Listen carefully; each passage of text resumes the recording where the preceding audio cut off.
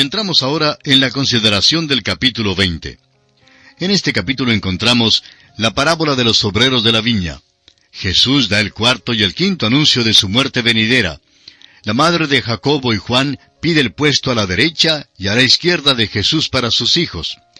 Y Jesús da vista a dos ciegos a orillas del camino. Este capítulo 20 principia con la parábola de los obreros de la viña, en la que el Señor Jesús continúa las observaciones sobre las recompensas que comenzara en el capítulo anterior. Este capítulo trae a su fin la sección que parece marcar el compás de la acción en Mateo. Desde este capítulo en adelante, el ritmo aumenta y el Señor se mueve directamente hacia la cruz. Este capítulo también hace una contribución importante, aclarando mejor conceptos que hasta entonces eran oscuros sobre el presente estado del reino de los cielos. La parábola sobre los obreros en la viña establece el principio de cómo se otorgarán las recompensas en el reino de los cielos. Que la fidelidad a la tarea y no la cantidad de trabajo hecho, ni su naturaleza espectacular, gobierna el grado de recompensas que se darán. El primer versículo de este capítulo 20 del Evangelio según San Mateo dice: «Porque el reino de los cielos es semejante a un hombre, padre de familia, que salió por la mañana a contratar obreros para su viña». Esta parábola está contiguamente relacionada con el capítulo anterior. Mateo 19, versículo 30 dice: «Pero muchos primeros serán postreros y postreros primeros». Ahora el versículo 16 de este capítulo 20 dice: «Así los primeros serán postreros y los postreros primeros, porque muchos son llamados, mas pocos escogidos».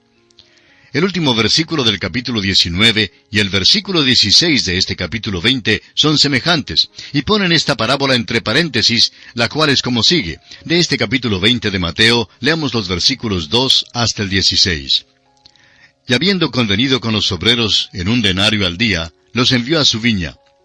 Saliendo cerca de la hora tercera del día, vio a otros que estaban en la plaza desocupados, y les dijo: «Id también vosotros a mi viña, y os daré lo que sea justo».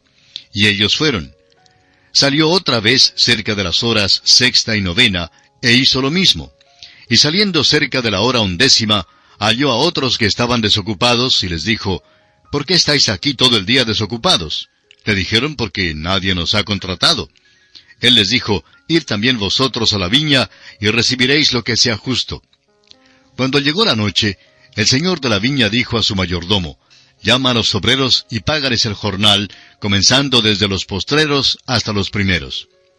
Y al venir los que habían ido cerca de la hora 11, recibieron cada uno 1 denario. Al venir también los primeros, pensaron que habían de recibir más, pero también ellos recibieron cada uno 1 denario. Y al recibirlo, murmuraban contra el padre de familia, diciendo: «Estos postreros han trabajado 1 sola hora, y los has hecho iguales a nosotros, que hemos soportado la carga y el calor del día». Él respondiendo dijo a uno de ellos: «Amigo, no te hago agravio. ¿No conviniste conmigo en 1 denario? Toma lo que es tuyo y vete, pero quiero dar a este postrero como a ti. ¿No me es lícito hacer lo que quiero con lo mío? ¿O tienes tú envidia porque yo soy bueno? Así los primeros serán postreros, y los postreros primeros, porque muchos son llamados, mas pocos escogidos». El dueño de la viña dio a cada obrero la misma suma, haciendo caso omiso del tiempo que trabajaba. Ahora, esto puede parecer injusto a primera vista, pero la aplicación al trabajo de los obreros será la base para las recompensas, y demuestra lo justo que será Dios en dar las recompensas. No es la cantidad de tiempo que uno sirva, ni la distinción o importancia de su posición lo que determina la recompensa. Es su fidelidad a la tarea que Dios le ha encomendado para hacer, no importando lo insignificante ni lo breve que parezca. Algún día el Señor recompensará a alguna ancianita que pueda haber sido miembro de alguna iglesia grande. Entonces el pastor hablará al miembro de la junta directiva y le dirá: ¿La conoce? El miembro de la junta directiva quizá responda: «Nunca la he visto antes». Ella no cantó en el coro, ni fue presidenta de ninguna de las sociedades, nunca enseñó una clase en la escuela dominical. Aquella ancianita no ha hecho nada y mira la manera en que el Señor la ha recompensado. Sin duda, hallaremos que esta querida ancianita era una viuda con un hijito. Nunca habló a miles de personas como hablan algunos evangelistas y predicadores, pero fielmente crió a su hijito en el hogar. Su hijo llegó a ser misionero y sirvió a Dios. La viuda hizo lo que Dios le dio que hiciera. Alguien dirá, bueno, ella no trabajó con tanto ahínco como yo. Esta viudita, amigo oyente, no trabajó quizá con tanto ahínco como muchos han trabajado, pero Dios no dará la recompensa por la cantidad de trabajo hecho, sino por nuestra fidelidad en hacer la tarea que Él nos ha encomendado que hagamos. Leamos ahora los versículos 17 al 19. Subiendo Jesús a Jerusalén, tomó a sus 12 discípulos aparte en el camino, y les dijo, He aquí subimos a Jerusalén, y el Hijo del Hombre será entregado a los principales sacerdotes y a los escribas, y le condenarán a muerte, y le entregarán a los gentiles para que le escarnezcan, le azoten y le crucifiquen, mas al tercer día resucitará. Jesús y sus discípulos parten del valle Jordán, y se dirigen hacia Jerusalén, donde pronto morirá el Señor en la cruz. Estos versículos exponen claramente que fue la intención reconocida del Señor de morir. Informa a sus discípulos por cuarta vez lo que sucederá en Jerusalén. Sus planes, sin embargo, no concordaron con el programa de los 12 discípulos. Por tanto, el Señor les explica nuevamente sus intenciones. Considere usted, amigo oyente, el significado de todo esto. El Señor deliberadamente fue a Jerusalén para morir en una cruz por usted y por mí. Esto de cierto merece nuestra especial atención. En aquel mismo tiempo en que Jesús da su anuncio significativo sobre su muerte que se aproximaba, la madre de Jacobo y Juan vino a Jesús para pedirle un favor que aparece en los versículos 20 al 21 de este capítulo 20 del Evangelio según San Mateo. Entonces se le acercó la madre de los hijos de Zebedeo con sus hijos, postrándose ante él y pidiéndole algo. Él le dijo, ¿qué quieres? Ella le dijo, ordena que en tu reino se sienten estos 2 hijos míos, el uno a tu derecha y el otro a tu izquierda. En cualquier otra ocasión y en cualquier otro tiempo, esta petición hubiera sido una petición muy natural de una madre que tenía aspiraciones para sus hijos. En este caso, sin embargo, ella no comprendía el ambiente ni el sentido de lo que realmente estaba ocurriendo en aquel tiempo.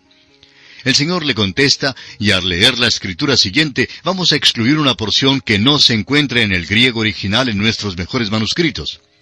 Los versículos 22 y 23 dicen, Entonces Jesús respondiendo dijo, ¿No sabéis lo que pedís? ¿Podéis beber del vaso que yo he de beber? Y ellos le dijeron, podemos. Él les dijo, a la verdad de mi vaso beberéis. Pero el sentaros a mi derecha y a mi izquierda no es mío darlo, sino a aquellos para quienes está preparado por mi Padre. En el versículo 22, la pregunta, ¿y ser bautizados con el bautismo con que yo soy bautizado? Se omite en los mejores manuscritos. En el versículo 23, la frase, y con el bautismo con que yo soy bautizado, seréis bautizados, también es excluida de los mejores manuscritos. Cuando estos 2 versículos son leídos sin estas frases, el sentido es claro. El Señor no dijo que cedería arbitrariamente el puesto a su derecha ni a su izquierda al que Él escogiera, ni dijo que no había un puesto a su derecha y a su izquierda, sino que será dado a quienes está ya preparado por su Padre. Ahora quisiéramos dirigir su atención de una manera cuidadosa a lo que vamos a decir. La salvación se recibe sin más que pedirla. Usted no hace nada, completamente nada, para ser salvo. Pero su puesto y su recompensa en el cielo se determinan por lo que usted hace aquí. Esto es un asunto muy importante y muchos cristianos lo han perdido de vista. Amigo oyente, ¿qué clase de puesto está preparando usted para sí mismo? Todos debemos trabajar para lograr un puesto, aunque no podemos trabajar para lograr la entrada en el cielo. Recibimos la salvación solo por medio de la maravillosa gracia de Cristo al poner nuestra confianza total en Él. El apóstol Pablo en su carta a los Filipenses, capítulo 3, versículo 14, dijo, «Prosigo a la meta, al premio del supremo llamamiento de Dios en Cristo Jesús». La dificultad con los cristianos hoy en día es que son muy pocos los que tratan de ganar algo. Tenemos que reconocer que la salvación es un regalo, pero nos hace falta, en cambio, participar en la carrera para recibir una recompensa. Los versículos 24 al 27 dicen, «Cuando los 10 oyeron esto, se enojaron contra los 2 hermanos. Entonces Jesús, llamándolos, dijo, «Sabéis que los gobernantes de las naciones se enseñorean de ellas, y los que son grandes ejercen sobre ellas potestad. Mas entre vosotros no será así, sino que el que quiera hacerse grande entre vosotros será vuestro servidor, y el que quiera ser el primero entre vosotros será vuestro siervo. Los otros discípulos se enojaron porque ellos querían también sentarse en los mejores puestos, a la derecha y a la izquierda del Señor. El Señor da aquí un nuevo concepto sobre el servicio y la grandeza, el cual debe estar muy claro en las mentes de quienes se ocupan en el servicio cristiano. No haga usted a un lado a otros ministros en su esfuerzo por ser un ministro del Evangelio.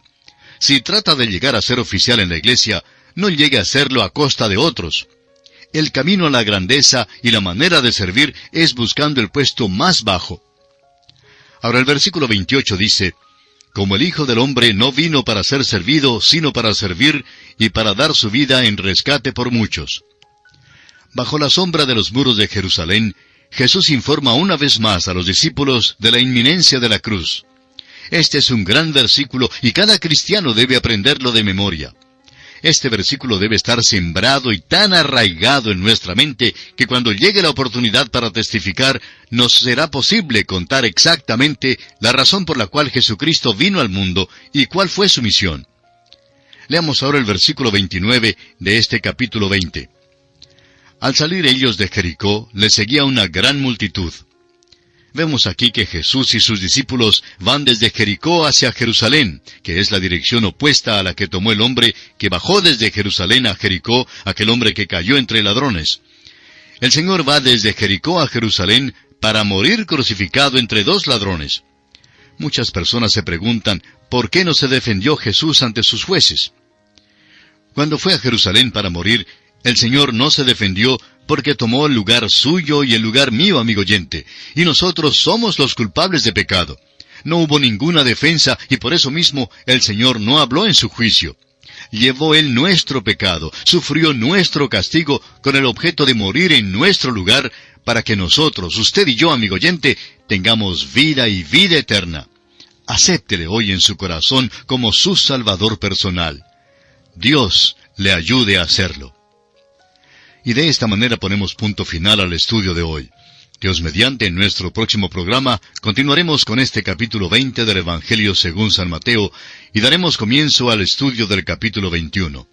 Y como es nuestra costumbre, le sugerimos leer esta porción de la Escritura para que se encuentre familiarizado con su contenido y pueda obtener el mayor provecho posible de estos estudios bíblicos. Es nuestra ferviente oración que el Señor le bendiga maravillosamente. Continuamos hoy, amigo oyente, nuestro estudio en el Evangelio según San Mateo. Estamos ahora al final del capítulo 20 de este Evangelio y vamos a leer los versículos 30 y 31 que dicen: Y dos ciegos que estaban sentados junto al camino, cuando oyeron que Jesús pasaba, clamaron diciendo: Señor, Hijo de David, ten misericordia de nosotros. Y la gente les reprendió para que callasen, pero ellos clamaban más, diciendo: Señor, Hijo de David, ten misericordia de nosotros. Fíjese usted la insistencia de estos dos ciegos. Note también cómo se dirigieron a Jesús diciéndole: Señor, Hijo de David. Esto demostraba que estos ciegos reconocían la majestad de Jesús. La sirofenicia en el principio lo llamó Hijo de David, pero el Señor, recuerda usted, le recordó que ella no tenía ningún reclamo sobre él de esta manera. Estos hombres, sin embargo, eran judíos y en verdad tenían algún reclamo sobre él, y lo ejercieron. Ahora notemos los versículos 32 y 33 de este capítulo 20 de Mateo. Y deteniéndose Jesús los llamó y les dijo: ¿Qué queréis que os haga? Ellos le dijeron: Señor, que sean abiertos nuestros ojos. El problema de estos hombres parecía ser obvio. ¿Por qué les preguntó el Señor qué era lo que ellos querían que hiciese por ellos? Amigo oyente, cuando usted acude al Señor Jesucristo, usted tendrá que confesar que es pecador. Si no lo confiesa, no puede ser salvo. Debe venir como pecador para ser salvo. Esta es la ofensa de la cruz. A todo el mundo le gustaría venir a la cruz si pudiera tener un poquito de su propio perfume y rociarlo y hablar de sus propias bondades y buenas obras. Pero no tenemos ni una buena obra para presentar al Señor. No se puede endulzar el carácter humano ni mejorar la carne, así como no se puede cambiar un montón de abono en el patio de una granja echándole un galón de perfume. Debemos venir como pecadores y recibir a Cristo como único posible Salvador. Estos hombres estaban clamando, «¡Somos ciegos!». Esto denota que ellos tuvieron que hacer esa declaración antes que el Señor pudiera ayudarles. Y ahora el versículo 34 dice, «Entonces Jesús, compadecido, les tocó los ojos, y enseguida recibieron la vista, y le siguieron». El Señor Jesús sanó a los dos ciegos, y ellos por su parte le siguieron. Ahora, ¿a dónde iba Jesús? Dijimos que está en camino a la cruz. Y aquí concluye el capítulo 20 del Evangelio según San Mateo.